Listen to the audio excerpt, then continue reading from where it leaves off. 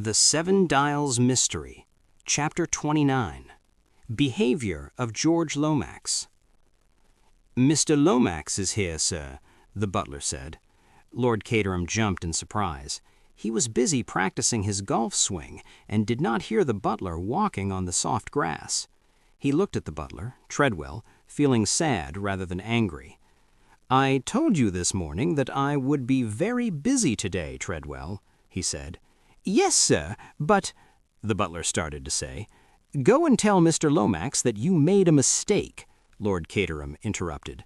"Tell him I am in the village, or that I am sick in bed. If he doesn't believe that, tell him I am dead." "But, sir," Treadwell replied, "Mr. Lomax already saw you when he was driving up to the house." Lord Caterham let out a long, sad breath. "Of course he did. Fine, Treadwell, I am coming." Lord Caterham had a specific habit. He acted the most friendly when he was actually feeling annoyed. He went to greet George with a very loud and happy voice. "My dear friend, I'm so happy to see you, truly happy.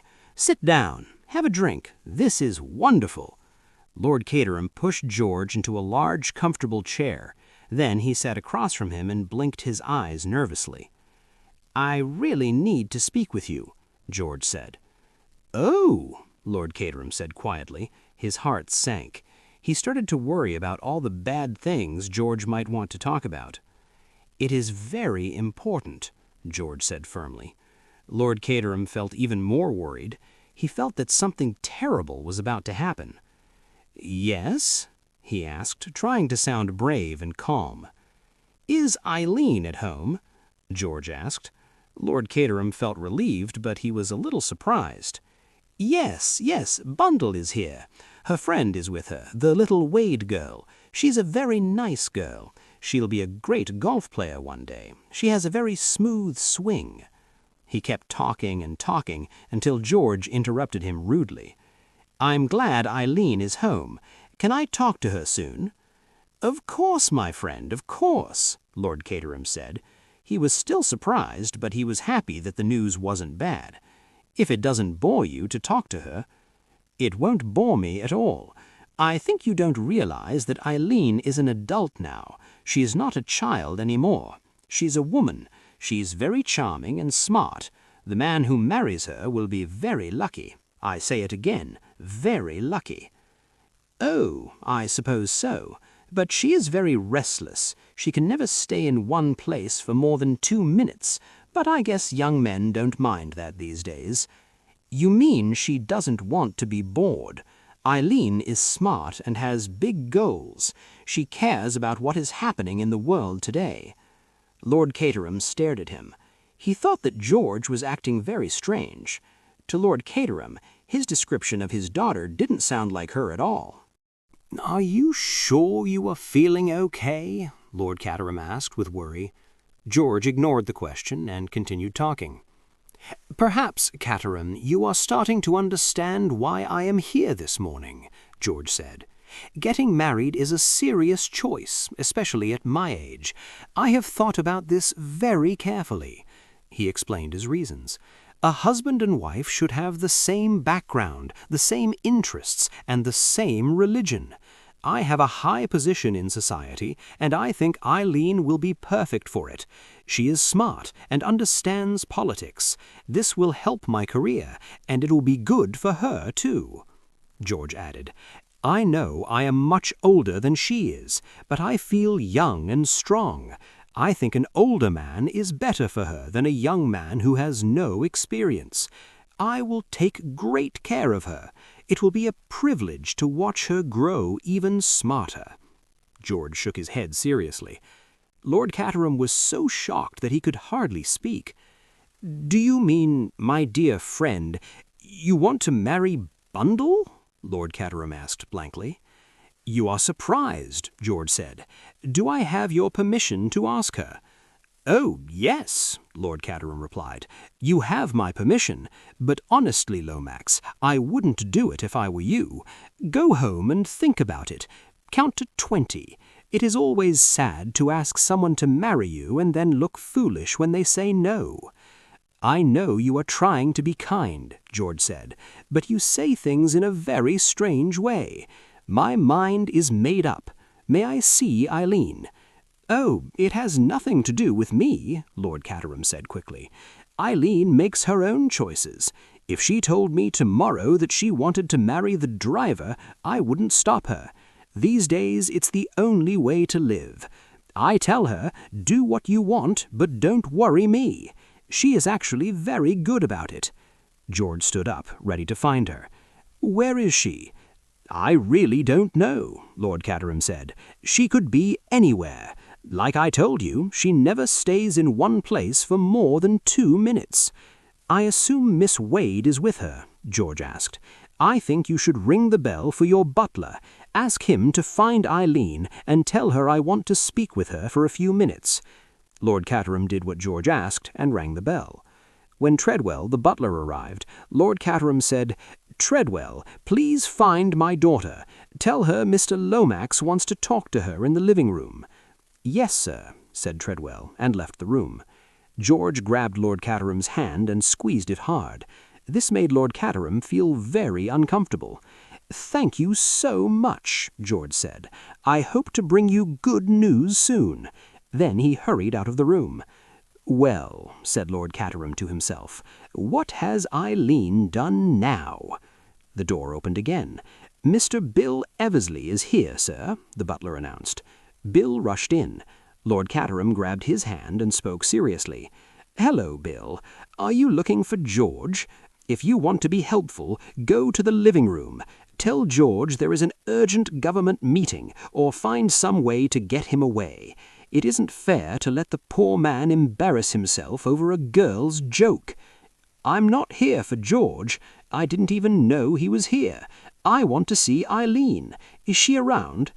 "You can't see her right now," Lord Caterham said. "George is with her." "What does that matter?" Bill asked. "It matters a lot," Lord Caterham replied. "He is probably talking very nervously right now. We shouldn't make things worse for him." "But what is he saying to her?" Bill asked. "Who knows?" Lord Caterham said. "Probably a lot of nonsense. My rule is, never say too much. Just grab the girl's hand and see what happens." Bill stared at him. "But sir, I am in a hurry. I must talk to Eileen." "Well, you won't have to wait long," Lord Caterham said. "I'm glad you are here with me. I think George will want to come back and talk to me when he is finished." "Finished with what? What is George doing?" Bill asked. "Shh," Lord Caterham whispered. "He is proposing." "Proposing? Proposing what?" "Marriage to Eileen." "Don't ask me why," Lord Caterham said. "I guess he's at a dangerous age." Bill's face turned bright red with anger. "Proposing to Eileen? That horrible man? At his age?" "He says he's in the best years of his life," Lord Caterham said carefully. "He? He is old and weak," Bill shouted. "Not at all," Lord Caterham said coldly. "He is 5 years younger than me." "How rude of him! George and Eileen? A girl like her? You shouldn't have allowed this," Bill cried. "I never get involved in other people's business," Lord Caterham said. "You should have told him that he's being ridiculous," Bill said. "Sadly, we can't do things the old way anymore," Lord Caterham said with a sigh. "In the Stone Age, maybe, but even then I wouldn't be strong enough because I'm a small man." Bill was very angry. "Bundle, I have never dared to ask her to marry me because I knew she would laugh. And George, he's just a loud person who talks too much and only cares about himself. He's a fake." "Keep going," Lord Caterham said. "I'm enjoying this." "My God," Bill said with deep feeling. "Look, I must go." "No, don't leave," Lord Caterham said. "I want you to stay. Besides, you wanted to see Bundle." "Not now. This news has ruined everything," Bill replied. "Do you know where Jimmy Thesiger is? Is he still staying with the Coote family?" "I think he went back to the city yesterday," answered Lord Caterham. "If you wait just a moment—" But Bill shook his head and rushed out of the room. Lord Caterham walked quietly into the hall, grabbed his hat, and hurried out the side door. He saw Bill's car speeding away. "That young man is going to have an accident," he thought. However, Bill reached London safely. He parked his car and went to Jimmy's house. Jimmy was at home. "Hello, Bill. What's wrong? You don't look happy," Jimmy said. "I'm worried. I was already worried, and then something else happened that shocked me. I don't understand. What is it? Can I help?" Bill did not answer. He sat down and stared at the floor. He looked so confused that Jimmy became very curious. "Did something strange happen, Bill?" he asked gently. "Something very strange. I don't understand it at all," Bill said. "Is it about the 7 dials?" Jimmy asked. "Yes, I got a letter this morning," Bill replied. "A letter? What kind of letter?" "A letter from the people in charge of Ronnie's things after he died." "Wow, after all this time?" Jimmy was surprised. "It seems Ronnie left instructions," Bill explained. "If he died suddenly, a secret envelope was to be sent to me exactly 2 weeks after his death." "And they sent it?" "Yes." "Did you open it?" Jimmy asked. "Yes." "Well, what did it say?" Bill looked at Jimmy with a strange expression. Jimmy was worried. "Hey, calm down," Jimmy said. "Whatever it has really shocked you. Have a drink." Jimmy gave Bill a drink. Bill took it, but he still looked very confused. "It's what is inside the letter," Bill said. "I just can't believe it." "That's silly," Jimmy said. "You have to believe impossible things. Now tell me everything." Jimmy went outside to find his servant. "Stevens," Jimmy called out. "Yes, sir," Stevens answered. "Please go out and buy me some cigarettes. I have none left," Jimmy said. "Of course, sir," Stevens replied. Jimmy waited until he heard the front door close. Then he went back into the living room. Bill was putting down his empty glass. He looked better now. He seemed more serious and more in control of his feelings. "Now," Jimmy said, "I sent Stevens away so no one can listen to us. Are you going to tell me what happened?" "It is so hard to believe," Bill said.